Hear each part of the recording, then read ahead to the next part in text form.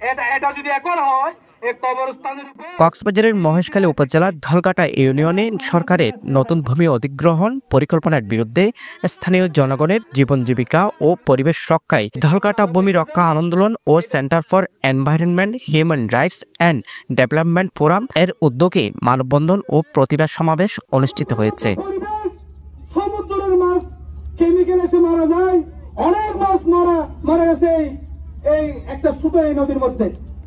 রবিবার মহেশখালীর নাসির মোহাম্মদ ডেল কয়লা বিদ্যুৎ প্রকল্পের 12 নম্বর গেটের পাশে মানববন্ধন ও প্রতিবাদ সমাবেশ অনুষ্ঠিত হয়। সমাবেশে ধলঘাটা ভূমি রক্ষা আন্দোলনের সমন্বয়ক আব্দুল মান্নান রানার সঞ্চালনায় সভাপতিত্ব করেন আন্দোলনের অন্যতম নেতৃত্ব আমির হোসেন। দাবি প্রয়োজনে জীবন দেব, এ সময় প্রধান আলোচকের বক্তব্যে পরিবেশ, জলবায়ু পরিবর্তন, মানবাধিকার ও টেকসই উন্নয়ন বিষয়ক সংগঠন CSRDF এর প্রধান নির্বাহী মোহাম্মদ ইলিয়াস মিয়া বলেন, সরকার যেন অনতিবিলম্বে কয়লাভিত্তিক বিদ্যুৎ কেন্দ্র বন্ধ করে কয়লা বিদ্যুৎ প্রকল্প থেকে নবায়নযোগ্য জ্বালানি ব্যবহারের দিকে অগ্রসর হয়।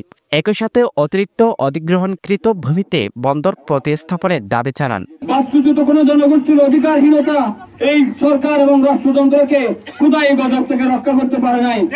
এই ক্ষুধাই গজব থেকে যদি আমাদের রক্ষা পেতে হয়, সরকারকে এই বাস্তুচ্যুত মানুষের কথা বলতে হবে।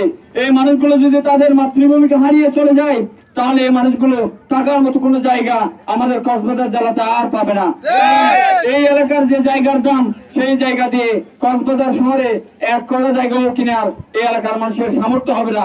তাদের ভবিষ্যৎ দূরের কথা, এই সব সংকট গুলার কথা ভেবে, এই এলাকার মানুষের নিরাপত্তার কথা ভেবে এই বর্তমান সরকারে যারা আছেন, যারা বিপ্লবের মধ্য দিয়ে রক্তের উপর দাঁড়িয়ে রাষ্ট্রযন্ত্র পরিচালনা করছেন, তারা এই অঞ্চলের মানুষের কথা ভেবে, এই অঞ্চলের মানুষের অধিকারের কথা ভেবে, জননীর জন্মভূমি স্বর্গাদপি করিয়ে সেই কথা যদি তারা বুঝে, তাহলে এই এলাকার মানুষের কান্না, চোখের কান্না, অশ্রু এগুলা দেখে এই এলাকার মানুষকে চিরদিনের জন্য ছেড়ে দেবে তাদের ভাগ্যের।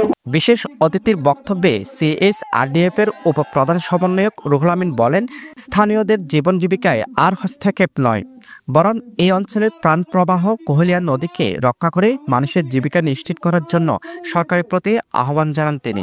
আমাদের এই মহেশখালীতে আজকে এখানে তারা স্থাপন করেছে, অনতিবিলম্বে এই কয়লা বিদ্যুৎ প্রকল্প বন্ধ করে তারা যে সমুদ্র বন্দরের কথা বলতেছে, সেই কয়লা বিদ্যুৎ প্রকল্পের জায়গায় সমুদ্র বন্দরে স্থাপন করতে হবে এবং কয়লা বিদ্যুৎ প্রকল্প বন্ধ করতে হবে।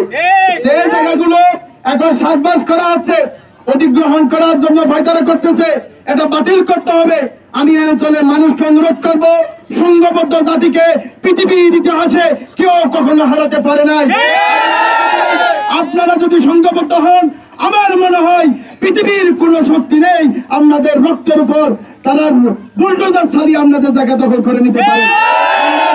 স্থানীয়রা বলেন, তারা আর 1 ইঞ্চি জায়গাও অধিগ্রহণ করতে দিতে চায় না। এই সমাবেশের উদ্দেশ্য ধলঘাটার উর্বর জমি, প্রাকৃতিক পরিবেশ, নদী, সাগর এবং জীববৈচিত্র্য রক্ষার পাশাপাশি স্থানীয় জনগণের বসতভিটা রক্ষা করা। খবরস্থান মসজিদ মানি এখন আরা গিল বাপ দাদার স্থান যুগ যুগ যারা বাপ দাদা তারা 500 বছর যদি মানে অতিবাহিত করে এসে তারা এখন আর ঐতিহ্য জ্ঞান রক্ষা করতে চায়। গড়বারে উচ্চ তলে আমরা কই যাবো, আমার শ্বাসবাস সব নষ্ট হয়ে গেছে। এখানে প্রজেক্ট করি, এখানে আমরা বন্দর আর জায়গা দিতে পারবো না। আমরা তারপরে আমরা বসত পিড়া দেব না, আমরা রক্ত দিয়ে দেব, আমরা বসত পিড়া দিয়ে দেব না। আমাদের এই ধলঘাটার মাটির মধ্যে আমাদের বাপ দাদারা মিশে আছে। এই 30,000 মানুষের পক্ষ থেকে আর 1 ইঞ্চি জায়গা দেব না। আপনারা ঐক্য হন, আপনারা সুস্থ হন। শুধু আমাদের একটা দাবি, শুধু আমাদের বসত বাড়ি চাষাবাদ থাকতে হবে, আমাদের বসত বাড়ি থাকতে হবে। যদি আমাদের দাবি হলো বসত বাড়িতেও 500 বছরের জায়গা আমরা দেব না। ধলঘাটার ভূমি, পরিবেশ ও অধিকার রক্ষার আন্দোলনে সংহতি জানাতে সকল শ্রেণীর পেশার মানুষ উপস্থিত ছিলেন। এ সময় বক্তব্য রাখেন নুরুল আফসার, রশিদ আহমেদ, সাবের হোসেন, বখতিয়ার হোসেন সহ আরও অনেকে। News desk, Penowa news.